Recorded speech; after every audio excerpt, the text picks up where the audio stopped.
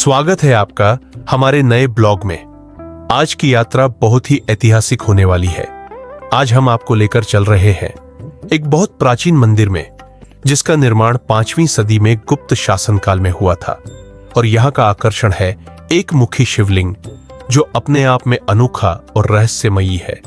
अगर आप पेज पर नए हैं तो पेज को सब्सक्राइब करना और बेल आइकन दबाना न भूलें। साथ ही वीडियो को लाइक और शेयर करें।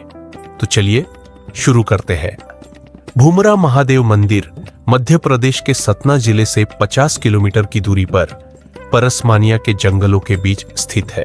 ब्रिटिश पुरातत्वविद अलेक्जेंडर कनिंघम ने 1873-74 में इस गांव का दौरा किया। उन्होंने इस स्थान को भूभरा के नाम से उल्लेख किया। कनिंघम ने यहां एक गहरे लाल बलुआ पत्थर के स्तंभ का वर्णन किया, जिसे स्थानीय लोग थारी पहाड़ या खड़ा पत्थर कहते थे। उस समय उन्होंने किसी मंदिर का उल्लेख नहीं किया, क्योंकि यह घने जंगलों में छिपा हुआ था। इसके बाद वर्ष 1920 में पुरातत्वविद जेपी जोगलेकर और NA वार्तेकर ने इस मंदिर की खोज की। उन्होंने पाया कि कनिंघम द्वारा वर्णित स्तंभ या तो कहीं और ले जाया गया था या जंगल के भीतर गिरकर छिप गया था।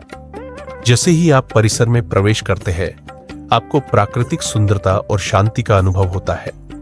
यह मंदिर भारतीय पुरातत्व सर्वेक्षण ASI द्वारा संरक्षित किया गया है।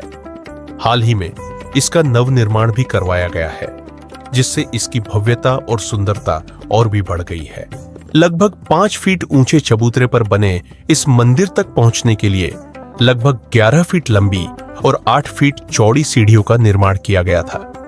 आगे बढ़ने पर मंदिर के गर्भगृह है, जहां लगभग 15 फीट चौड़े प्रवेश द्वार पर 3 स्तरों में नक्काशी और कलाकारी की गई है। मुख्य दरवाजे के दाईं ओर आपको मकर पर सवार मां गंगा की मूर्ति दिखाई देती है, जबकि बाईं ओर कछुए पर सवार मां यमुना की मूर्ति स्थित है। उनके साथ एक स्त्री परिचारिका थाली लिए और एक पुरुष परिचारक छत्र धारण किए हुए है। बाहरी शाखा में आपस में जुड़े हुए कमल के फूलों का सुंदर अंकन किया गया है। प्रवेश द्वार के ठीक बीचों बीच भगवान शिव की आकृति उकेरी गई है, जिसमें भगवान शिव ने कुंडल और गले में रत्न जड़ित माला धारण की हुई है। शिव प्रतिमा के ऊपर एक चैत्य खिड़की दी गई है।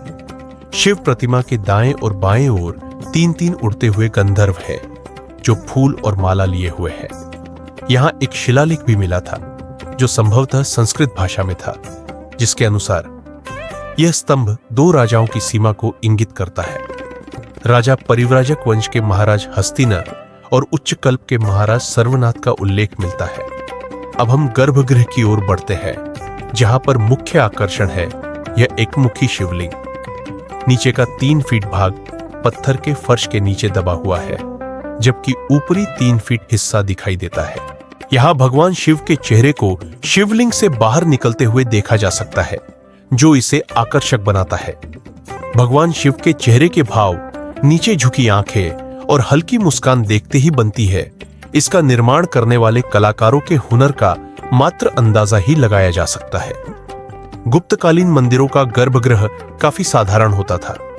गुप्त काल में ऐसे कई एकमुखी लिंग बने, जिनमें प्रमुख उदाहरण खो, उदयगिरी और नचना से प्राप्त हुए हैं। गर्भगृह चारों ओर से एक कक्ष से घिरा था, जिससे प्रदक्षिणा पथ बना हुआ था। आरंभिक गुप्तकालीन मंदिरों में शिखर नहीं मिलते हैं। इस काल में मंदिरों का निर्माण ऊंचे चबूतरे पर किया जाता था, जिस पर चढ़ने के लिए चारों ओर से सीढ़ियां बनी होती थी तथा मंदिरों की छत सपाट होती थी। यहां खुदाई के दौरान अनेक प्राचीन मूर्तियों की खोज की गई थी, जो अब Allahabad museum, Indian museum, Kolkata में संरक्षित है। खुदाई में आयताकार पत्थर की पट्टिकाएं मिली, जिनमें गणों, बौने देवता की आकृतियां उकेरी गई है। कुछ गणों के पेट पर भी चेहरे उकेरे गए हैं। पट्टिकाओं में नरसिंह, गणेश आदि देवी देवताओं की मूर्तियां भी देखी गई। चंद्रशाला, इनमें देवी देवताओं की छवियां अंकित है। मूर्तियां छोटे, मध्यम और बड़े आकार की है, जिनमें शिव, गणेश, ब्रह्मा, कुबेर, विष्णु, सूर्य और यमराज की मूर्तियां शामिल है। आशा करते हैं दी गई जानकारी आपको पसंद आई होगी। पेज को लाइक और शेयर करना न भूलें। साथ ही आप हमारे सोशल मीडिया पेजेस से भी कनेक्ट हो सकते हैं। धन्यवाद। नमामि शमीशान निर्वाण रूपम्